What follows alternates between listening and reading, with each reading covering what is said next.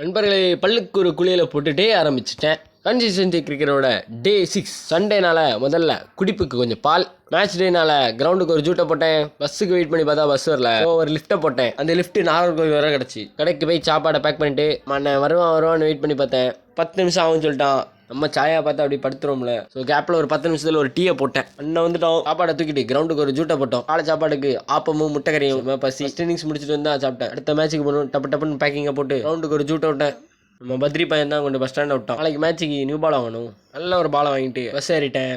அடுத்த மேட்ச் அப்படியே ஒரு ஜூட்டை போட்டேன். மேட்ச்சுக்கு சாப்பிடல. ஸோ அதனால ஒரு டீயை போட்டேன். முன்னாடி மோஸ்ட்லி டீ அவாய்ட் பண்ணிக்கோங்க. மேட்சை முடிச்சுட்டு நாளைக்கு யூனிவர்சிட்டி ப்ராக்டிஸுக்கு கிட்டெல்லாம் பேக் பண்ணிட்டு நம்ம ஹரியானட்டை ஒப்படைச்சிட்டோம். ஃபுட் பேண்ட் அவங்க இடத்துல ஃபுட்பால் ஜெர்சி கண்ணில் மாட்டிட்டு ஹாஃப் ஸ்லீவ் ஜெர்சிஸ் தான் வேணும்னு பார்த்தேன். நல்லா தேடி பார்த்தேன் என் சைஸ் இருக்கான்னு. பார்த்தா இல்லை, பெரிய சைஸ் தான் இருக்குது. வைக்க மனசு வரல, தூக்கி வச்சுட்டு சத்து பொடி வாங்கிட்டு கொஞ்சம் எலக்ட்ரால் செம்ம பசி அப்படியே வீட்டுக்கு ஒரு ஜூட்டை போட்டேன். வீட்டில் குடிப்புக்கு கொஞ்சம் ரோஸ் மில்க், நைட்டு சாப்பாட்டுக்கு முட்டை, சிக்கன் பொரிப்பு, பிரியாணி, அஸ்டா புரோட்டாயை போட்டு நம்ம அண்ணனுங்க வந்திருந்தாங்க. ஒரு பேச்சையும் போட்டு அடியே முடிச்சிட்டு நண்பர்களே. மகிழ்ச்சியா இருங்க நண்பர்களே.